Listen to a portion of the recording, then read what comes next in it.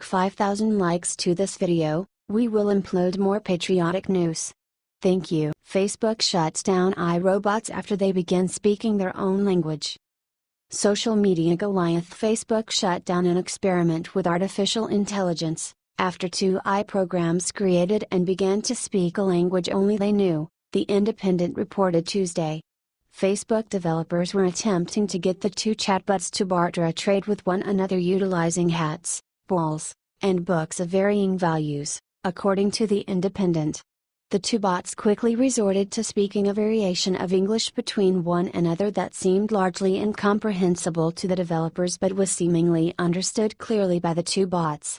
The robots were reportedly told to improve their negotiation tactics as they bartered a trade but were not required to use understandable English, and soon the bots began speaking abnormally. According to The Independent, a sample of the conversation went like this: Bob, I can I everything else. Alice, balls have zero to me to me to me to me to me to me to me to me too. Bob, you I everything else. Alice, balls have a ball to me to me to me to me to me to me to me. Bob, I can I everything else. Alice, balls have a ball to me to me to me to me to me to me to me. Bob, I. Alice, balls have zero to me to me to me to me to me to me to me to me too. Bob, you I everything else. Alice, balls have zero to me to me to me to me to me to me to me to me too. Bob, you I everything else. Alice, balls have zero to me to me to me to me to me to me to me to me to according to The Independent. While the conversation initially looked like stuttering or glitching, the bots appeared to be using specific speech rules.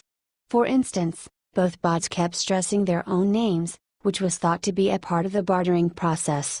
Developers reported that some of the negotiations carried out with this bizarre language were concluded successfully. They noted that the language was possibly just a shorthand form of English used by the programs to work more efficiently. Linguist Mark Lieberman, who called the chatbot's language Facebooklish, said that while Facebooklish seems like gibberish, it counts as a successful language if it's understood. He explained on his blog what it means for something to truly count as a language. We have to start by admitting that it's not up to linguists to decide how the word language can be used, though linguists certainly have opinions and arguments about the nature of human languages, and the boundaries of that natural class. Are vernacular languages really capital L languages, rather than just imperfect approximations to elite languages? All linguists would agree that they are. Are sign languages really languages rather than just ways to use mime to communicate? Again, everyone agrees that they are. While researchers were fascinated by the development and not worried about the language being a way for the bots to keep secrets from developers, Facebook had to shut down the programs due to the fact that they were being designed to speak to humans, not encoding language to each other. But while the AI's language was very strange, inventing varied forms of wording isn't as odd as some might think.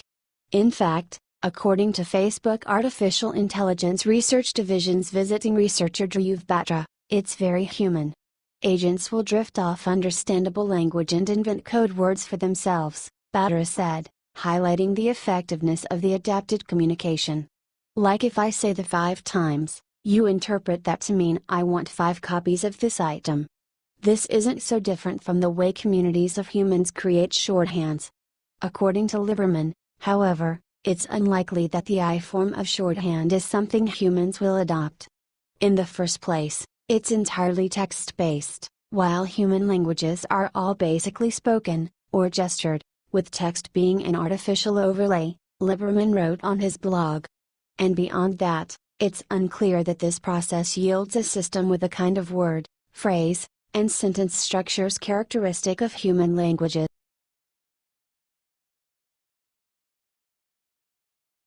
IRS officials claim their lives are in danger if they testify about targeting of the Tea Party. On Obama's watch, people who work for the IRS targeted innocent tax-paying citizens for unfair scrutiny because they didn't like the politics of the Tea Party. This was a scandal of the highest order and the media largely ignored it. Now these people are playing the victim.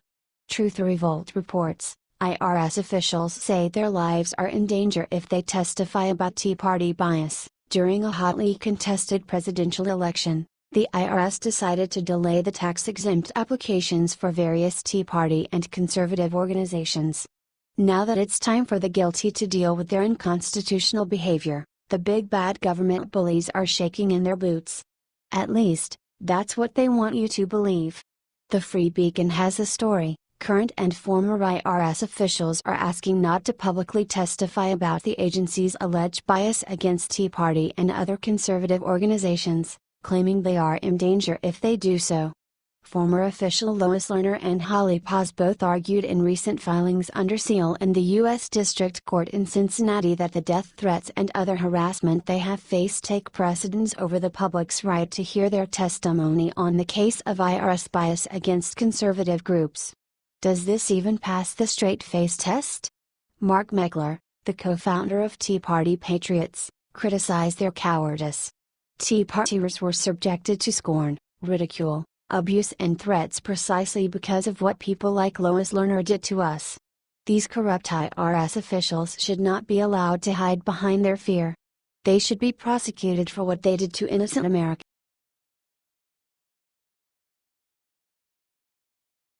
Breaking: former DOJ official under Eric Holder joins Mueller investigation. Via Reuters. New York, Reuters. A former U.S. Justice Department official has become the latest lawyer to join Special Counsel Robert Mueller's team investigating Russia's interference in the 2016 presidential election, a spokesman for the team confirmed. Greg Andres started on Tuesday, becoming the 16th lawyer on the team, said Josh Stuve, a spokesman for the special counsel. Most recently a white-collar criminal defense lawyer with New York law firm Davis Polk and Wardwell, Andres, 50, served at the Justice Department from 2010 to 2012.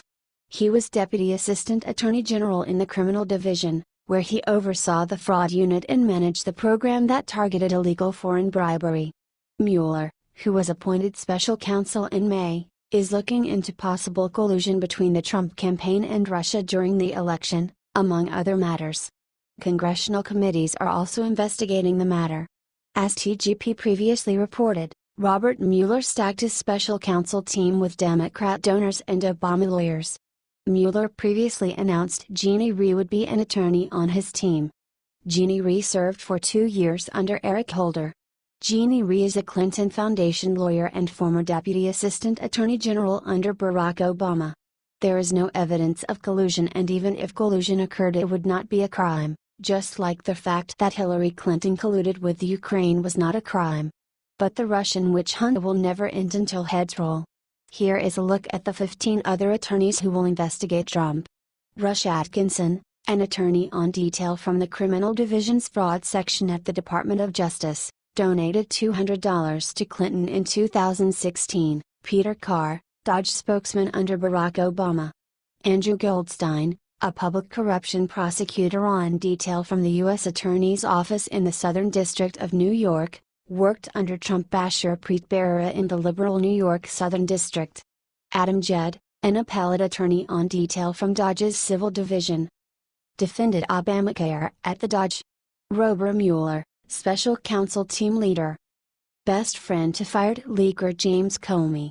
Lisa Page, an attorney on detail from the FBI's Office of the General Counsel and a former trial attorney with the Criminal Division's Organized Crime and Gang Section, investigated Ukrainian oligarch Dmitry Firtash, a one-time business partner of former Trump campaign manager Paul Manafort, at the DOJ. Elizabeth Prelogar, an appellate attorney on detail from the Office of the Solicitor General. Fluent in Russian, former law clerk to Justices Ruth Bader Ginsburg and Elena Kagan.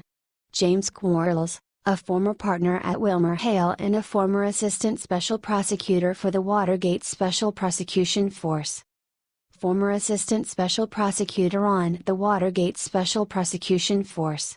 Jeannie Rhee, a former partner at WilmerHale who has served in the Office of Legal Counsel at DOJ and as an assistant U.S. attorney for the District of Columbia. Rhee is a Clinton Foundation lawyer and former Deputy Assistant Attorney General in the Office of Legal Counsel under Barack Obama. Brandon Van Grack, an attorney on detail from the Justice Department's National Security Division. led a grand jury inquiry in Northern Virginia scrutinizing former Trump associate Michael Flynn's foreign lobbying. Andrew Weissman, who is on detail from the Criminal Division's Fraud Section and who has served as General Counsel at the FBI and as an Assistant U.S. Attorney for the Eastern District of New York. Weissman donated $2,300 to the Obama Victory Fund in 2008, $2,000 to the DNC in 2006 and at least $2,300 to the Clinton campaign in 2007. Aaron Zebley, a former partner at WilmerHale who has previously served with Mueller at the FBI and has served as an Assistant U.S. Attorney in the Eastern District of Virginia. Worked with Robert Mueller at the WilmerHale firm. These other Mueller attorneys have less conspicuous political leanings. Aaron Zielinski, an attorney on detail from the U.S. Attorney's Office in the District of Maryland. Worked under Assistant AG Rod Rosenstein in Maryland. Zainab Ahmad, a top national security prosecutor on detail from U.S. Attorney's Office in the Eastern District of New York. Michael Dreeben, an appellate attorney on detail from the Office of the Solicitor General, described by former colleagues as one of the brightest criminal law experts of the past two generations.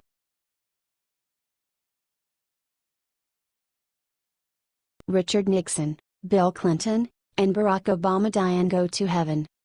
Regan Pfeiffer reports that in a recent interview with The Times, Barack Obama's former deputy chief of staff Alyssa Mastromenico shared how Obama gave her dating advice. According to the Daily Mail, the former White House deputy chief of staff for Barack Obama claimed that the president once gave her dating advice in 2006 when they were on a return trip to Chicago from Iowa. In an interview with The Times, Alyssa Mastromenico shared how the at-the-time Illinois senator once threatened to text one of Senator Tom Harkin's staffers on her behalf when he saw him checking her out. Obama turned to me and said, "Look, he was really into you. And if you don't email him, I will," she writes in her book about her time working with Obama called Who Thought This Was a Good Idea? But what is even more interesting than Obama attempting to make love connections for his staff is the obvious lack of love Michelle had for her own. According to the same deputy chief of staff Mastromenico who remembered Obama so fondly, she states this about Michelle, but the true person in charge of the White House was First Lady Michelle Obama. "She's the boss," Mastromenico said. "If he was mad at you for any reason, you'd be, like, okay. If she was mad at you, if you thought for some reason she might be, you were, like, I'm in so much trouble. That isn't exactly a surprise. After all, if you're Michelle Obama and think you're entitled to 24 servants, you must be running the